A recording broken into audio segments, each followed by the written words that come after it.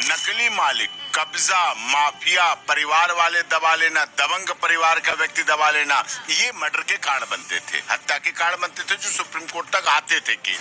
उसमें ये सर्वे में आएगा कि इस खेती का मालिक कौन है, असली मालिक बिहार के एक वरिष्ठ अधिवक्ता सुप्रीम कोर्ट चल रहे बिहार स्पेशल भूमि सर्वे के बारे में एक बड़ी जानकारी दी। बिहार स्पेशल सर्वे में सबसे बड़ा फायदा और सबसे बड़ा घाटा किसको होने जा रहा है, इसके बारे में अच्छी जानकारियाँ दी। इसके अलावा बिहार जो स्पेशल सर्वे चल रही है, इसमें किसकी ज़मीन चली जाएगी और किसकी ज़मीन सरकार हाथ में ले लेगी और किसकी ज़मीन बची रहेगी, इस सब चीज़ों के बारे में जानकारी। इसके अलावा कौन सी महत्वपूर्ण कागज़ है जो आप रखेंगे तो आपका सर्वे आसानी से हो जाएगा। यदि इस चैनल में नए हैं तो अपने लाइक और सब्सक्राइब बटन प्लीज़ डालिए ताकि आने वाला सभी वीडियो आपको टाइम से मिलते रहे। कुछ रह जाए तो कमेंट कीजिए ताकि अगले वीडियो में इसको इंक्लूड कर सके। हत्या के कारण बनते थे, जो सुप्रीम कोर्ट तक आते थे केस। उसमें ये सर्वे में आएगा कि इस खेती का मालिक कौन है, असली मालिक कौन।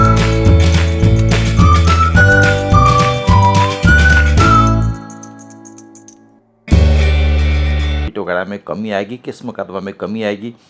और ये बताइए कि सबसे डर किसको है इस सर्वे से? वो है बेनामी संपत्ति, जिन्होंने वो जमीन अपने नौकर, मजदूर, बटाईदार, ड्राइवर, चपरासी, चौकीदार उनके नाम ले रखी है। कुछ जमीन बेनामी है, लोग ही नहीं है, लोग हैं ही नहीं, नाम यूज हम कर रहे हैं। 45,862 गाँवों का सर्वे छठ पूजा के बाद फिर से स्टार्ट हो चुकी है। तो जो सबसे बड़ी प्रॉब्लम है कि जो बाहर रहते हैं, बिहार से दूर या विदेश में रहते हैं, उनको सर्वे के लिए क्या कागजात देने पड़ेंगे और सर्वे किस प्रकार ढंग से हो जाए ताकि बिहार सरकार के अनाबाद में उनका ज़मीन नहीं जाए, उसके लिए कौन सी कागज़ देने पड़ेंगे। रेवेन्यू वाले आएंगे, फार्म 2 लगाएंगे, उसमें गांव लिखा जाएगा, रैयत लिखी जाएगी, जमीन का ब्यौरा लिखा जाएगा, रकबा लिखा जाएगा, जमीन की किस्म लिखी जाएगी, और जमीन पूर्वज की है, दान की है, वसीयत की है, गिफ्ट की है, विरासत की है, उसके लिए कैंप लगेंगे। अपनी फोटोकॉपी भी जमा करें और साथ में जो कागज दें उसकी फोटोकॉपी अपने पास भी रखें, जिससे आगे कभी कुछ इधर उधर हो जाए कागज, क्योंकि बड़ा काम है, भीड़ वाला काम है, तो वो उसको हो जाएगा। अगस्त 20 से 2024 इसी साल से जो कि 45,862 गाँव में बिहार सर्वे की काम स्टार्ट हो चुकी है और कई सारे सर्कल में इसके काम भी कंप्लीट हो चुके हैं, ड्राफ्ट पब्लिकेशंस भी हो चुके हैं। तो इसमें जो बिहार सर्वे में कहीं न कहीं एक बहुत बड़ा समस्या ग्रामीणों के बीच आ चुकी है, क्योंकि अभी तक कई सारे जो है कागज़ अभी उनका अपडेट नहीं हुए हैं, नाम गलत है, जमाबंदी में भी गलत है, उनके जो है अभी तक करेक्ट नहीं हुए हैं। तो सबसे पहले अगर ये बताया जाए कि बिहार में सर्वे की क्या स्टेटस हो गया और ये क्यों स्टार्ट किया गया, इससे सरकार एक्चुअली क्या चाह रही है।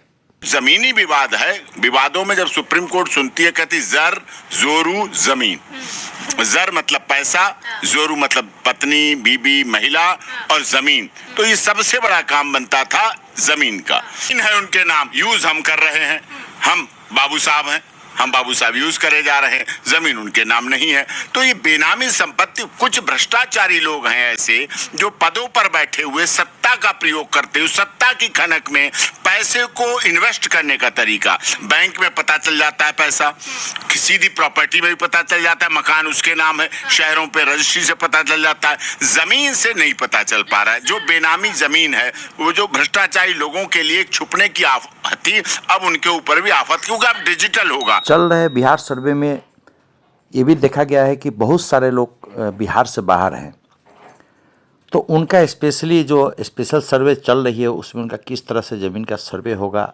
वैसे क्या कागजात होंगे जिसके आधार पर उनका मामला नहीं बिगड़ेगा, वो लोग कैसे सर्वे कराए अपने ज़मीन का, जो स्पेशली जो बाहर रहते हैं।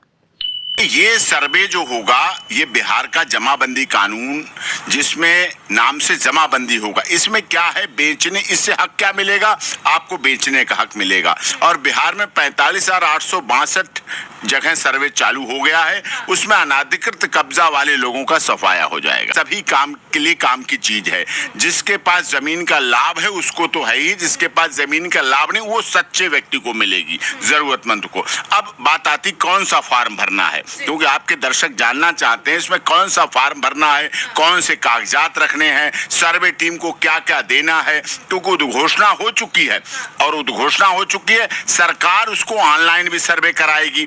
ऑनलाइन सर्वे कराएगी तो मूल, मैं आपके दर्शकों को क्लियर कर दूं कि मूल जमाबंदी फॉर्म के साथ एनेक्सर क्या क्या लगाने हैं। फॉर्म 2 और फॉर्म 3, 2 फॉर्म यूज होंगे, 2 और 3। मूल जमाबंदी जब आप फॉर्म भरेंगे तो उसके साथ एनेक्सर क्या क्या लगाएं, लोगों को अभी इसमें गलत फहमी है कि क्या क्या लगाएंगे। उसमें मूल जमाबंदी रैयत की मृत्यु तिथि प्रमाण पत्र, जो पीछे से दादा है परदादा है जिसके नाम चली आ रही, अगर वो जिंदा है तो जीवित है सामने, अगर वो नहीं रहा है, क्योंकि प्रॉपर्टी तो हस्ताक्षरित होती चली आती है, पीढ़ी दर पीढ़ी चली आती है, तो वो जो चीज है वो अपने दादा परदादा नाना मौसा जिसकी भी प्रॉपर्टी उसका डेथ सर्टिफिकेट जरूर लगाए।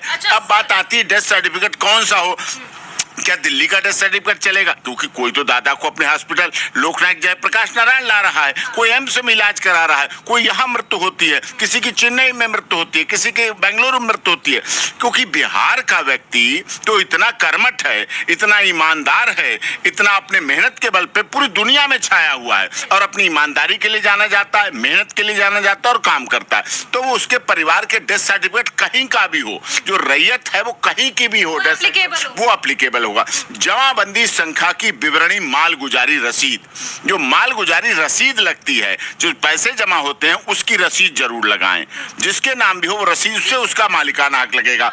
खतियान की नकल, खतियान की नकल जरूर लगाएं, खतियान की नकल आवश्यक है, नहीं तो ऑब्जेक्शन आएंगे। जो खतियान खसरा खतौनी इंतकाब जो चलते हैं उनकी खतियान की नकल लगाएं। दावाकृत भूमि से संबंधित दस्तावेज, जिस चीज को हम अपनी मना रहे हैं, जैसे हम ये खेत को इसको मना रहे अपना मान रहे हैं कर रहे हैं, तो उससे जो संबंधित कागजात हों वो कागजात दें, क्योंकि किसी ने गिफ्ट दी है, किसी ने वसीयत की है, किसी को दहेज में मिली है, बेटियों को दहेज में मिलती है, बहनों को सम्मान में देती है, भाई बहनों ही काम नहीं करता तो अपनी बहन को 10 बीघा जमीन दे दी।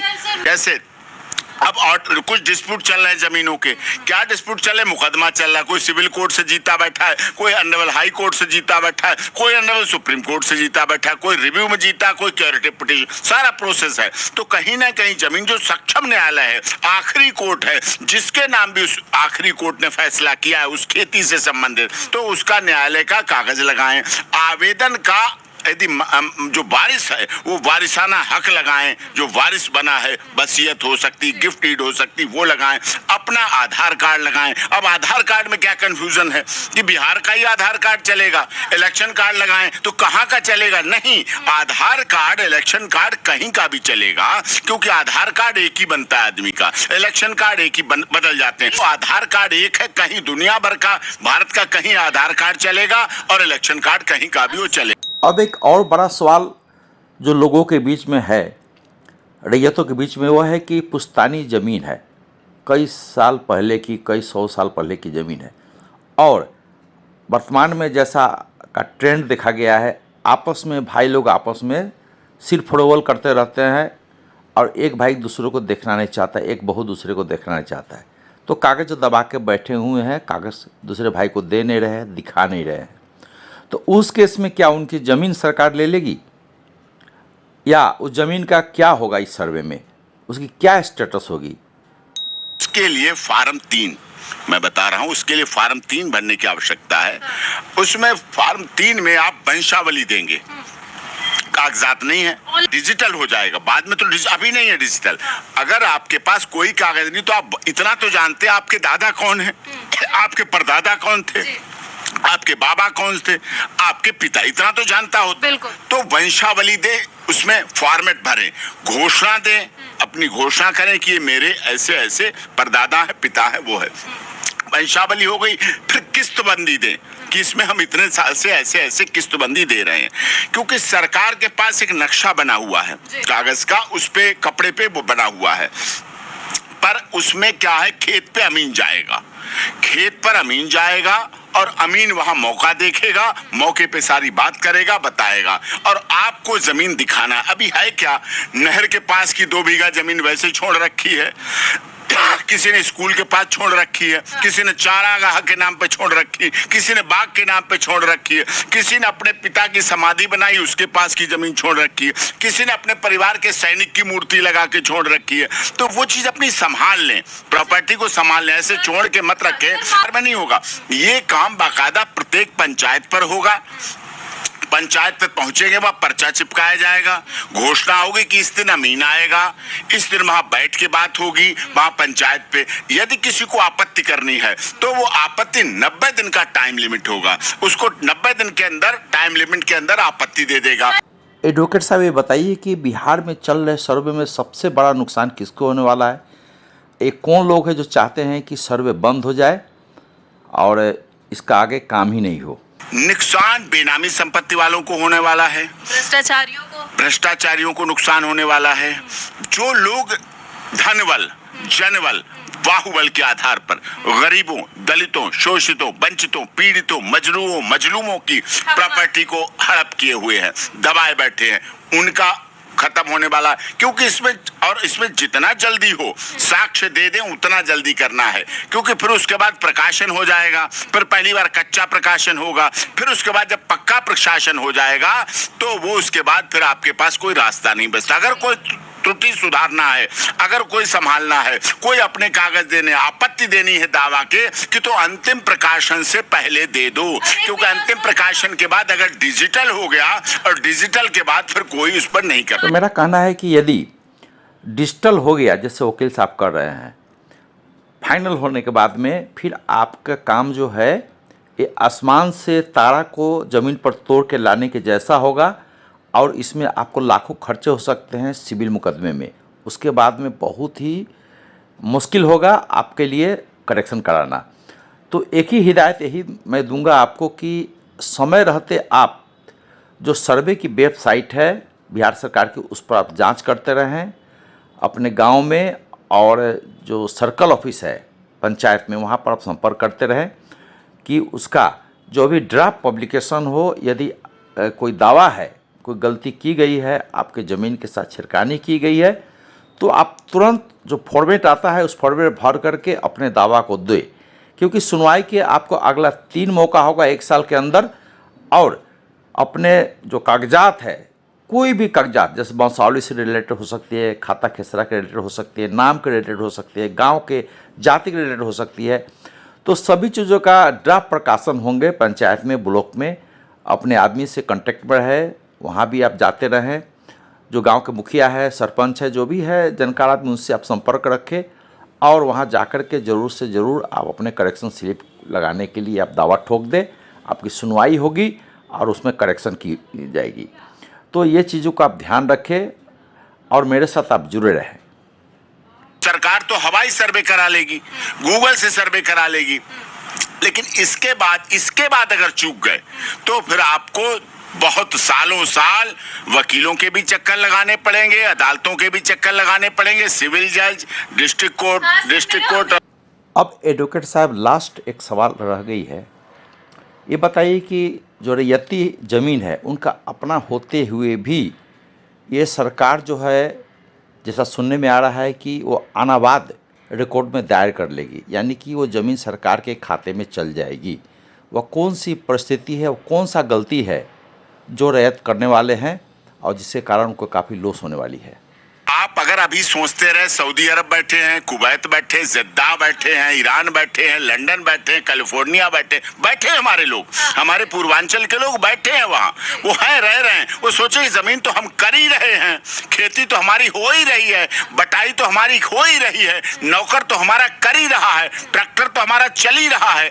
ये उचित बात नहीं है, क्योंकि उसके बाद इस सरगे बाद अगर चूक गए तो आपको बहुत प्रॉब्लम होगी, क्योंकि फिर आपकी एंट्री नहीं होगी। नोटिफिकेशन के बाद कार्रवाई शुरू हो चुकी है और नोटिफिकेशन सरकार ने किया है, और खेतों की अपना सही कर लें, तभी आपका लाभ है। गांव में पंचायत स्तर पर संपर्क रखें, फोन करें अपने गांव। देखो ऐसा तो कोई व्यक्ति नहीं जो गांव पे हमने संपर्क नहीं रखता है, और जो बिल्कुल ही छोड़ गया भैया उसे तो जमीन छूटी जाएगी। इसी के साथ दूसरी वीडियो में फिर से मिलते हैं। यदि चैनल में नए हैं तो अपने like and subscribe button please डालिए ताकि आने वाला सभी वीडियो आपको टाइम से मिलते रहे। Thank you. जय हिंद।